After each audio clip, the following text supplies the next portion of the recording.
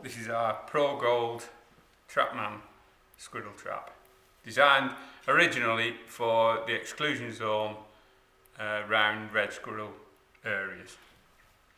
A rear plastic sliding door. Make sure you tie it in with a cable tie. I won't do it now because it's a bit fiddly. Bait it, bit of peanut butter, bit of strawberry jam, mix it up, put it underneath the trap, directly under that metal tread plate. To set the trap, press the lever forward, opens the door, push the door up to the top of the cage, bring the setting lever forward, let go of the door. Put the handle at the other side so your squirrel can't bite your fingers when he's in. Squirrel walks in, stands on the treadle to access the bait. Strong, secure.